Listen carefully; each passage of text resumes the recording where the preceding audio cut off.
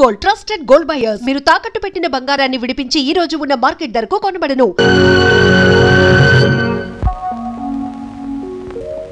ఏమయ్యా మీ నలుగురు కలిసి ఈ నెలలో అరడజన ఆర్డర్లైనా తీసుకోలేదు. ఎందుకు పనికొస్తారా మీరు? సోపులకు కానీ పౌడర్లకు కానీ పెర్ఫ్యూమ్స్ కానీ మీరు ఒక్క ఆర్డర్ కూడా తీసుకోలేదంటే నేను మీకు జీతం ఎందుకు ఇవ్వాలి? మీరు ఎందుకు తీసుకోవాలి?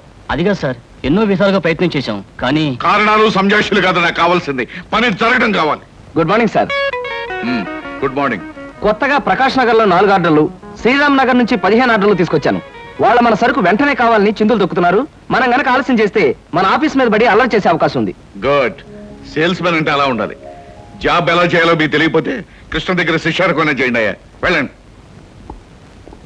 సార్. ఇంతవరకు మన వాళ్ళు ఎవరు నెహ్రూ నగర్ ఏరియా టచ్ చేసినట్లేదు. ఇవాళ అటువైపు దండయాత్ర చేద్దామని చూస్తున్నారు. Very good. అది సరే కృష్ణ, మన వాళ్ళు ఎవరు కాళ్ళు గడ్డాలు పుచ్చుకుపతి వల్ల ఒక్క ఆర్డర్ కూడా తెలియపోతున్నారు. మరి నువ్వేమో నెలకు 30-40 ఆర్డర్లు తీసుకొస్తున్నావు. ఏమిటయ్యా నీ టెక్నిక్? నా టెక్నిక్ మాటల్లో చెప్పేది కాదు సార్. ఓరి సౌజ్ఞలో చెప్తావా?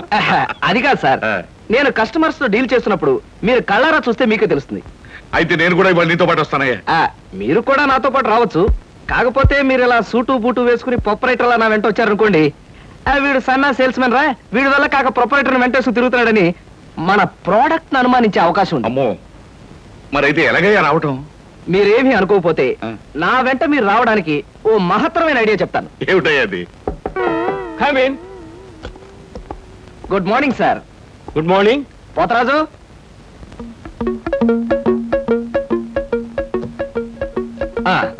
మీరు కొత్తగా పెట్టిన ఈ సూపర్ మార్కెట్ చూస్తుంటే నా మతి పోతుంది సార్.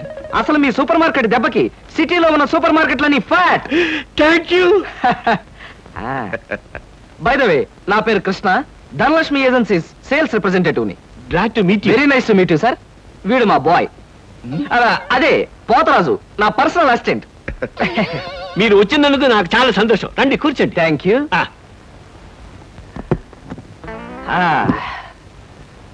పోతరాజు, బాయ్స్ కూర్చోకూడదు కదా.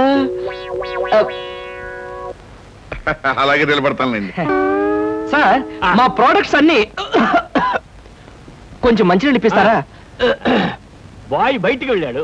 ఒరేయ్, నన్ను ఒరే అంటావా? పోతరాజు, బాయ్స్ ని అరే ఒరే అనక అయ్యా ఏమండి అనరు కదా. అవునవును, నేను బాయ్ని కదా. జగ్గులో వాటర్ ఉంది, అయ్యగారు తెచ్చి. నేను నీళ్ళు తీసుకొచ్చి ఇవ్వాలా? లేకపోతే నేను తీసుకురావాలా? కదా. పోతరాజు, ఇప్పుడు నువ్వు బాయ్ కదా? అవును, నేను బాయ్ని కదా. మీ బాయ్ ఏమిటి జోకర్ లాగా ఉన్నాడు? కొత్తగా చేరాడు, మొద్దు స్వరూపం, మీరేమనుకోకండి. ఆహా, మిమ్మల్నే సార్. ఓహో, ఏమిటయ్యా? ఒక్కసారి కళ్ళజోడు తీయండి సార్. అరే ఏమిటయ్యా?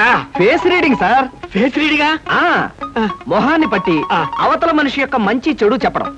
దాన్ని నేను 6 సంవత్సరాల పాటు అలహాబాద్ లో ఐజిన్ ఓబర్ అనే ఆస్ట్రేలియన్ దొర దగ్గర ట్రైనింగ్ పొందా. మీరు ఇప్పుడు ట్రైనింగ్ పొందారు? ఈ దిక్కుమాల ఉద్యోగంలో చేరక ముందు. నువ్వు కాస్త నోరు మూసుకుని నిలబడు. ఓయ్, ఆ ఫ్లాస్క్ లో కాఫీ ఉంది, పట్టుకురా. నేను కాఫీ తీసుకురా. ఏంటి దొరలాగా మాట్లాడతాడు? ఒకప్పుడు బాగా బతికిన వెదవాలండి. నేను వెధవనా? నువ్వు బాయ్ కదా, వెళ్ళి కాఫీ పట్టరా. సార్, మీ ఫేస్ చూస్తుంటే చక్కటి భార్య, చుక్కల్లాంటి పిల్లలు, లక్షల ఆస్తి ఉన్నట్టు కొట్టొచ్చినట్టుగా కనిపిస్తోందండి. ఇక ఫ్యూచర్ లో మీకు గొప్ప చేంజ్ రాబోతుంది. గొప్ప చేంజ్? అది ఏంటయ్యా? ఆడరేఖ, ఆస్తి రేఖ వరుసగా మీ రేఖలో కలవబోతున్నాయి. నిజంగా? అందులో ఆశ్చర్యపోవాల్సిందే ఉందండి. మీ అందం, మీ పర్సనాలిటీకి ఏ ఆడదైనా ఇట్టే పడిపోతుంది.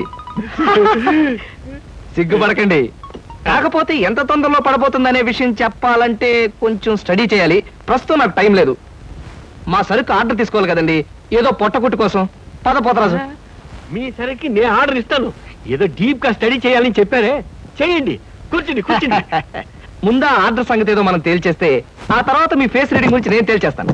ఆర్డర్ తీసుకోండి. ఇంకా ఏం కావాలి? ఓ ఫ్రూట్ సాలెడ్. ఫ్రూట్ సాలెడ్ వద్దులే, నేనే వెళ్ళి తీసుకొస్తాను. థ్యాంక్స్ రా.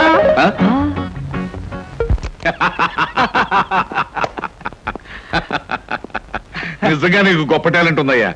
6 నెలల్లో ఆడది ఆస్తి కలిసి వస్తుందని 60,000 రూపాయల సరుకు వాడికి అంటకట్టావు. అవును, అసలు నీకు ఫేస్ రీడింగ్ ఏమన్నా తెలుసా? ఫేస్ రీడింగ్ లేదు, మీటర్ రీడింగ్ లేదు సార్. ఆ మాట ఎక్కడో చదివినట్టుగా గుర్తు. ఏ మనిషికైనా ఆస్తి అమ్మాయి అప్పనంగా కలిసి వస్తుందంటే సంబరంగానే ఉంటుందిగా. ఆ వీక్నెస్ పాయింట్ పట్టుకుని వాడిని చిత్త కొట్టేశా. నాతో ప్యూర్ వేషం వేయించావు కానీ మహత్తరమైన నీ టాలెంట్ కనిపెట్టే అవకాశం కలగజేసావయ్యా. సరే కూర్చో. పర్వాలేదు సార్. పర్లేదు కూర్చోవయ్యా. ఇంతకాలం నువ్వు నా దగ్గర పనిచేస్తున్నా మీ కుటుంబ వ్యవహారాలు ఏమి తెలుసుకోలేదు. అసలు మీ వాళ్ళు ఎవరైనా ఉన్నారా? ఏమిటి మీ కుటుంబ పరిస్థితి? సాధారణంగా మా కుటుంబ విషయాలు చెప్పి ఎదుటి వారికి తలనొప్పి తెప్పించడం నాకు ఇష్టం లేదు. ఓ నీ తలనొప్పి తెప్పించకుండా క్లుప్తంగా చెప్పబోయా. అంత అభిమానంగా అడుగుతున్నారు కాబట్టి చెప్తున్నాను. నేను కాకుండా మా ఇంట్లో ఉన్న వ్యక్తులు ముగ్గురు. మా అమ్మ దైవభక్తి, ఎదుటి వాళ్ళ మీద అభిమానం, ఆప్యాయత కలిగిన దేవత లాంటి మనిషి. ఇకపోతే మా నాన్నగారు క్రితం జన్మలో తను త్యాగరాజు, తాన్సేన్ లాంటి గొప్ప సంగీత విద్వాంసుడని ఆయన ఉద్దేశం. తన రాగాలతో ప్రజలందరికీ రోగాలు తెప్పిస్తూ, తన ఆలాపంతో ప్రజలందరినీ హాహాకారాలు చేస్తుంటే పేటలో ఉన్న వాళ్ళందరూ గొంతు పిసిగేస్తామని వాళ్ళ నిర్ణయం తెలియజేశారు. దాంతో భయపడిపోయి ఆయన బాత్రూమ్ లోనే పాడుకోవడం హాబీగా పెట్టుకున్నారు. ఆ సుగుణమే కాకుండా పేకాట పిచ్చి కూడా ఉంది. పని పాట లేని వాళ్ళందరితో చేరి పేకాట్లో ఎప్పుడు ఓడిపోవడమే కాకుండా అప్పుడప్పుడు తన బట్టలు కూడా తాకట్టు పెట్టేస్తుంటారు.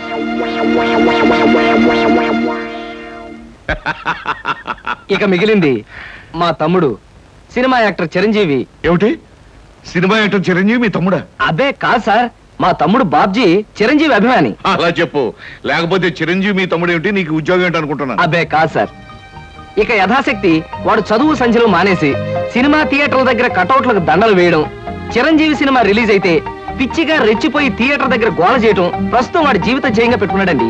అది సార్ మా కుటుంబ పరిస్థితి. అంటే ఇంటెల్లపాదికి సంపాదించి పెట్టేవాడు నువ్వు ఒక్కడవేనన్నమాట. చూడు మిస్టర్ కృష్ణ, నీ కారణంగా మన కంపెనీ ఎంతో అభివృద్ధిలోకి వచ్చింది. అందుకు ప్రతిఫలంగా మీ కుటుంబానికి సాయం చేయడం ప్రొపరైటర్ గా నా కనీస ధర్మం. ఈ నెల నుంచి నీ జీతం 1000 రూపాయలు పెంచుతున్నాను. Okay? Thank you sir, thank you very much.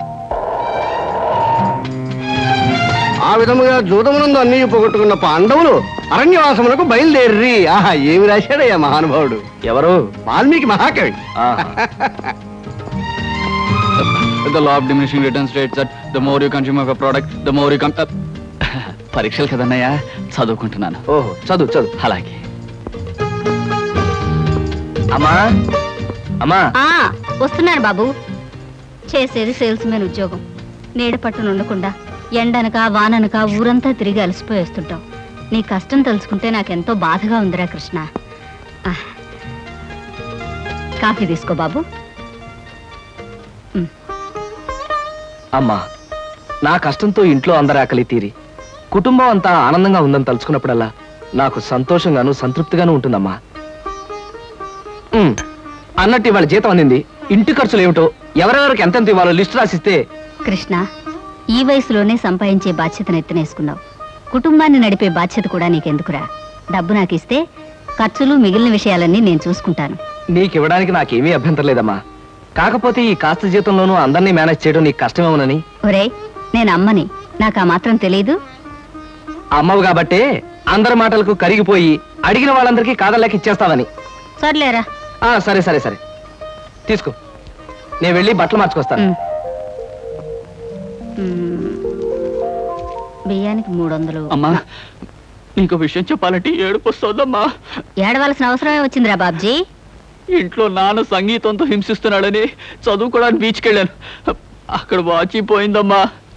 ఎల్లుండి నుంచి పరీక్షలు. కనీసం చేతికి సెకండ్ హ్యాండ్ వాచ్ అయినా ఉండాలిగా. ఓ 100 రూపాయలు బొమ్మా. ఈసారైనా తగలేసుకోకుండా వాచి కొనుక్కో. అలాగే. ఇదిగో 100. అయినా వాచి బారేసుకోవడం ఏమిట్రా పిచ్చి వెధవ. ఇదిగో పార్వతి, ఇందాక వీధిలోంచి వస్తుంటేను కొందరు పెద్ద మనుషులు కనిపించి త్యాగరాజోత్సవాల దగ్గరికి వస్తున్నాయి కదా, నా వంతు ఓ 500 రూపాయలు విరాళంగా ఏమని భైరవ రాగంలో బావురమన్నారే. 500? నేను ఇలాగే అన్నాను. మీరిస్తాను ఒప్పుకున్నారా? కుటుంబం బరువు బాధ్యతలు తెలిసిన వాడిని నేనెందుకు మాటిస్తానే. కావాలంటే 2 లేక 300 విరాళంగా ఇస్తాను. ఆ రోజు ఉచితంగా కచేరీ చేస్తానని మాటిచ్చాను. పైసా కూడా అడగం. మీ కచేరీ మాత్రం వద్దు బాబు అని దండం పెట్టుంటారు. అంతేనా? కమాతు రాగంలో కాళ్ళు చేతులు వెరక్కొడతాను. నా కచేరీ అంటే బొత్తిగా భక్తి శ్రద్ధలు లేవు. ఆఖరి మాటగా 200 రూపాయలు విరాళంగా ఇస్తాను అన్నానే. ఇవ్వకపోతే బాగుండదు, ఆ తర్వాత నీ ఇష్టం. త్యాగరాజ స్వామి నిన్ను ఆశీర్వదిస్తాడు. 3, 4, 5. అమ్మగారు పాలకు డబ్బులండి. అమ్మగారు పచారీ సామాన్ డబ్బులండి. అమ్మగారు నా జీతం అండి. అమ్మగారు పాలకు డబ్బులండి. అమ్మగారు పచారీ సామాన్ డబ్బులండి.